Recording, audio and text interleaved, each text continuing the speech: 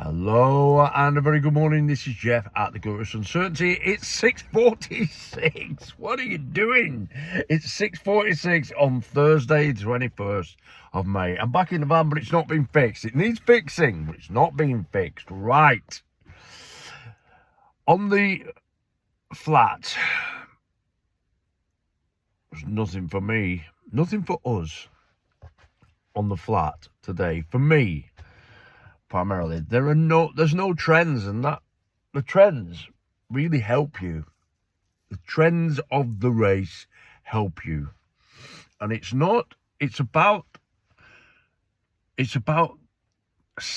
seasonal. The trends are seasonal. So obviously this time of year is repeated on all the renewals. So that forms renewals give you a great insight into the pace of the race, and without those it's very, very difficult. I find it difficult. So today on the flat, nothing but good old Limerick. We're going on the jumps. And before I do that, Billy Mill, close. It was close, closing fast. I think, was it a neck? Oh, Billy. Never mind. You could have got 9-1 in the morning. Again, I'm playing an SP game. We all know that. Being fair. So we're going to Limerick over the sticks. I know. It's the 7:18 race. I've got it all scripted because there's a lot to get through. Reasoning, etc., and the bets. So it's the 7:18 at Limerick. We had 6 renewals, I think. Yeah, 6 renewals on good to yielding. Which yielding, people ask me, what is yielding? Well, yielding is the space between good and soft. Bit of give, more than good, if you know what I mean. So it's a chase, it's forcing runs. Now this race, I don't want to be over aggressive with the race financially because it's still a large field, handicap chase, and jumping always adds volatility.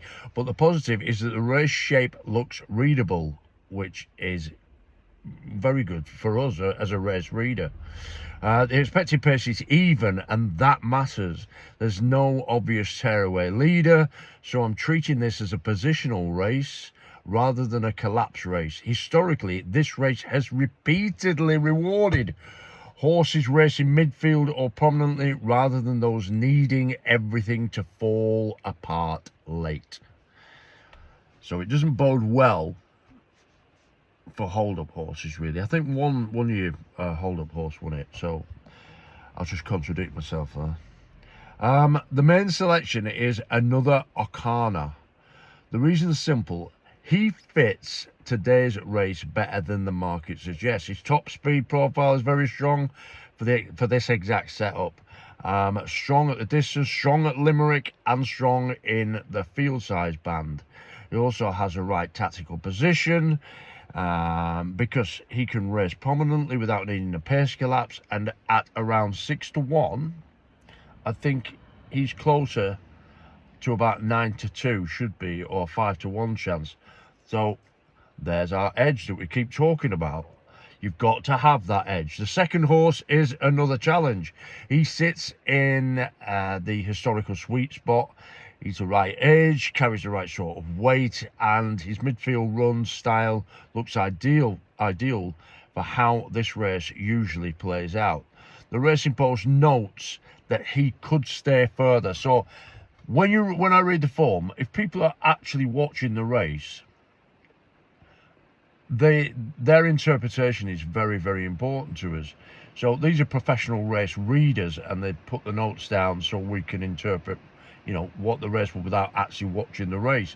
So that's important of this trip, because stamina and finishing strength matter more than raw speed in these staying handicap chases.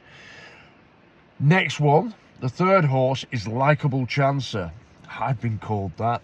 A likeable chancer. He was the strongest horse on the core matrix. The core matrix is its own personal profile, and then you pitch every horse against its own personal profile, and has a proven staying handicap chase profile. He races prominently, which suits the pace setup.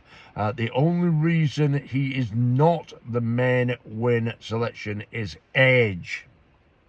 Like me, getting on. At 12, the historical profile is just a little less kind to him, really. But at 15-2 or bigger, he makes sense as an each-way player. Okay, his age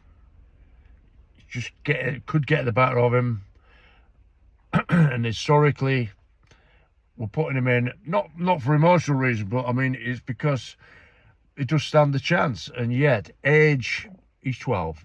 Anyway, the outsider, we've got an outsider as well, is Ranger Billy. Ranger Billy is not a big stake horse, but at 50-1, he is interesting. So at 50s, you really want to be playing on the exchanges with that. You're going to get 80-1, 80-1, possibly 90-1 on that outsider. The form notes describe him as genuine, a strong stayer, and a horse who jumps well when things suited. He fits the midfield historical pattern, but he does not need the race to bring stamina into play. So the stake has to be small, okay? It has to be small. So let's move on to staking. Another Arcana, 2.5 points win. 2.5. So and this is this race. We're not having, it's not reckless staking. It's a 14-runner handicap chase. So we respect the volatility. The total exposure is 5.5 points. 5.5 points on our account. Okay, the staking plan is this. 2.5 points win, another Arcana. That is the main probability bet. He gets the biggest stake because he has the best blend of pace, course, profile, distance, top speed, suitability. Okay, and then we have 1 point each way on another challenge. He's the structural horse. He fits the historical shape and should be suited by the trip. That's the next one. Then we go 3/4 of a point each way, likeable chancer. Strong profile. He's got a strong race fit, but slightly reduced because of the age. And then finally, you like this, 1/4 point each way, Ranger Billy. Oh, Ranger Billy. We'll all be shouting that one home. Pure value angle at a big price. Small stake though, let's be realistic. Small stake only. So the final betting view is the main bet is another Arcana. Main danger is another challenge. Each way player, likeable chancer. And then small outsider is Ranger Billy. The key here, as I say all the time, is discipline. Discipline. All of those horses make sense. I can put up a case, and I have done, for each and every one of those horses. The key is discipline. We are not staking because we like horses. Because, you know, one time I saw it do this. It's an overview of everything. It has to be. We're staking based on edge, reliability. Need to have a constant there. Volatility, because they're 1400 and they jump it, they're chasing, and it's 14 runner. And more importantly, bank preservation. Bank preservation. That's it. 9 minutes, 13 seconds, it's saying. So, nothing on the flat, but understand the reasons why. We still had to have the money turning over, making it work for us. And so, yeah, we've gone over on the National Hunt at Limerick, 7:18. That's me. Have a great day. I'm going to try to get my van fixed. Cheers and bye for now. Bye-bye.